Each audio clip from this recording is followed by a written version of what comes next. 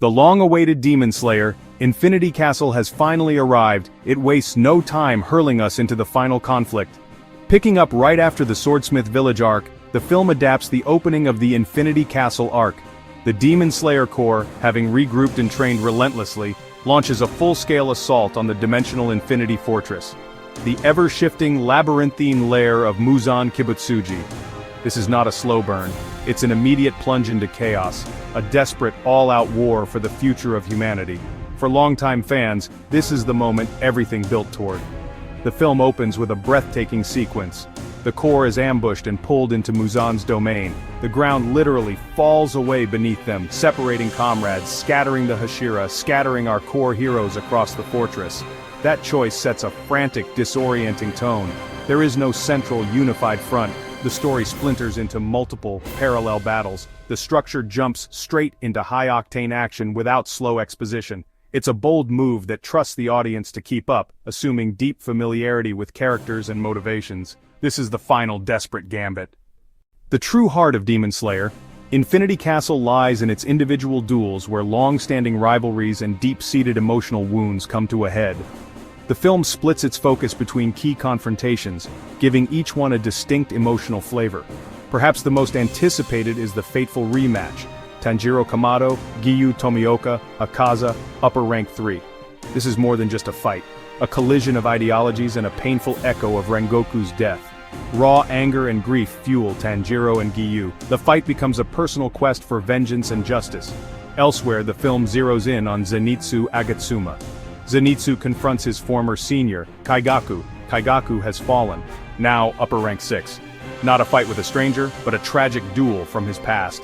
Zenitsu, once cowardly, stands alone, unleashing his full power to honor his master's legacy. One of the film's most powerful emotional arcs. Simultaneously, Shinobu Kocho battles Doma. Doma killed Shinobu's sister Kane. Shinobu's calm barely hides all-consuming rage. Her poison-based style is tested to the limit. Doma seems unfazed by her attacks. Psychological torment plus Shinobu's determination creates a haunting spectacle. These separate battles highlight the personal stakes. Each fight is the culmination of a character's journey. Visually, Demon Slayer Infinity Castle is an absolute masterpiece, pushing the boundaries of animated filmmaking. Studio Ufotable has once again outdone itself, delivering animation that's fluid, dynamic, and breathtakingly artistic. Every sword slash, every blood demon art, every explosive impact. The choreography is simply sublime, blending traditional swordplay with supernatural abilities that feels grounded and fantastical. CGI is seamlessly integrated. This film's frames could hang in a gallery. The Infinity Castle is a character itself, a non-Euclidean nightmare, a constantly shifting labyrinth. Rooms, staircases, platforms. The environment actively participates in battles. Nakim manipulating the fortress at will. Tanjiro, Hinokami Kagura, fiery intensity. Zenitsu, thunder breathing, blinding speed. Shinobu, insect breathing, delicate, lethal strikes. Each style has a distinct visual language. The spectacle of these techniques is worth admission alone. It is a beautiful and brutal ballet of destruction, delivering an unforgettable cinematic experience. The stellar visual presentation of Demon Slayer, Infinity Castle is matched by equally powerful vocal performances, both the original Japanese cast and the English dub actors. Natsuki Hanai, as Tanjiro, continues to deliver a performance filled with raw emotion, righteous anger, desperation, unwavering empathy. His screams of exertion and cries of grief during the battle with Akaza are particularly moving.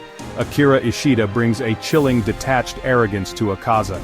The demon's twisted philosophy on strength feels genuinely menacing. The chemistry and tension between these actors elevate their confrontation beyond a simple clash of swords into a profound battle of wills. The supporting cast also shines brightly. Hiro Shimono's performance as Zenitsu is a standout, from his usual panicked shrieks to a low, cold fury during his duel with Kagaku. The pain and resolve in his voice are palpable, marking a pivotal moment for the character. Saori Hayami in Japanese and Erika Harlacher in English perfectly embody Shinobu's duality, her gentle voice masking a deep, simmering rage that finally boils to the surface in her confrontation with Doma. However, the film's ambitious, multi-front structure does lead to one of its most significant shortcomings. While the movie provides intense focus on Tanjiro, Zenitsu, and Shinobu, other beloved heroes are given very little to do. Their battles feel more like brief vignettes than fully developed plotlines. Ultimately, Demon Slayer Infinity Castle exists in a strange, slightly awkward space. It's an undeniable audio-visual spectacle, a tour de force of animation, delivering thrilling, emotionally charged action sequences. For longtime fans, it's an absolute must-watch, a faithful, stunning adaptation of the beginning of the end. Climactic battles, Akaza, Doma, Kaigaku, these fights deliver immensely satisfying payoffs. The film captures dread, desperation, and heroism, a tremendous cinematic achievement. But its biggest weakness is incompleteness. It's clearly part one of a larger story. The film ends abruptly, with a cliffhanger setting up the next chapter. In contrast, Mugen Train delivered a complete story, beginning, middle, end. Infinity Castle lacks that narrative satisfaction. It feels like the first half of a season finale, leaving you hyped but unfulfilled. A hard entry point for newcomers. Without prior seasons, viewers will be lost. The movie makes no concessions and jumps into action, assuming familiarity with relationships and motivations. As a technical achievement, yes, animation, sound design, vocal performances are phenomenal. Structural flaws and incompleteness stop it from being perfect. More an epic overture than a complete symphony. For devoted followers, an essential, unforgettable experience.